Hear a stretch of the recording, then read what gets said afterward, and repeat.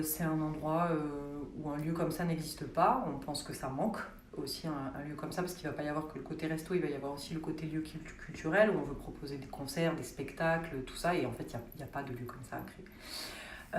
Il y a un public qui pourra être sensible à ce qu'on va proposer, en fait, tant en termes de besoins qu'en termes de soutien.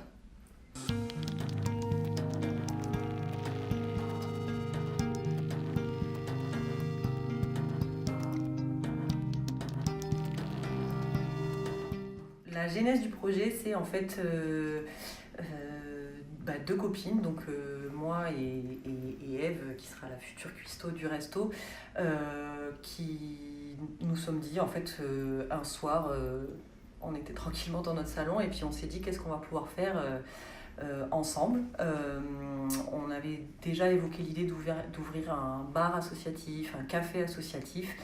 Et en fait, on a eu envie de mêler nos compétences qui sont très différentes mais ultra complémentaires pour ce projet-là. Je suis coordinatrice de projet en solidarité internationale et locale et j'ai travaillé pendant 8 ans dans différentes assos, surtout en Midi-Pyrénées. Et Ève, elle a été famille d'accueil pendant très longtemps pour des jeunes qui sortaient de centres éducatifs fermés. Et en fait, elle est cuisinière et elle a travaillé pendant 6 ans en tant que cuisinière au Transexpress.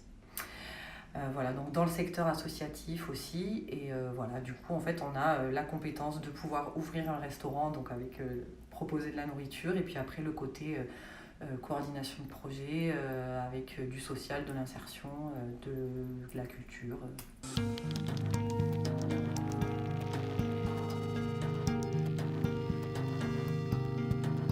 En fait, ça va être sur un système d'inscription.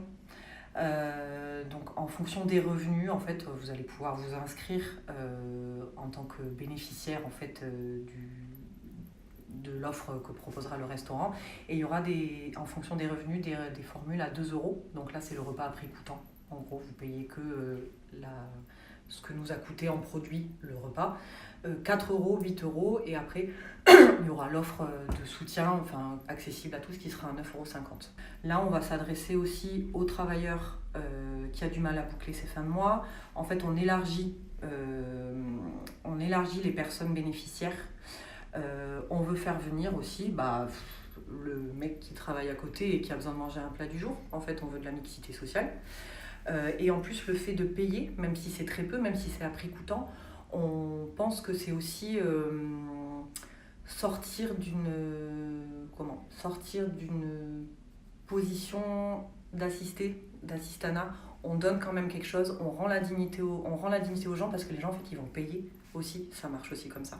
Un week-end par mois, il y aura une grosse soirée culturelle, alors que ça soit de la musique, du spectacle, de la conférence gesticulée, des tables rondes, enfin voilà, une offre culturelle de qualité en tout cas, et militante, accessible à tous, en tout cas à tous les adhérents de l'association, puisque a priori ces soirées-là seront à prix libre. Et après, nous, on vendra de la nourriture et le bar, bien évidemment. Et ensuite, le restaurant, il sera pas ouvert les soirs en semaine, parce qu'en fait, l'après-midi, après le service du midi, on veut mettre en place des ateliers. Alors, pas que des ateliers, mais on voudrait qu'il y ait des permanences de travailleurs sociaux. On voudrait qu'il y ait des temps de rencontres parents-enfants. Voilà, c'est plein d'idées. Pour l'instant, on ne sait pas encore, mais on aimerait que l'après-midi, ça soit réservé sur des ateliers et sur des animations avec des enfants, avec des personnes âgées, pour créer du lien social, du lien intergénérationnel, pour permettre à des gens de venir décharger des choses. Voilà, il y a tout qui est possible, en fait, vu qu'on a tout à faire.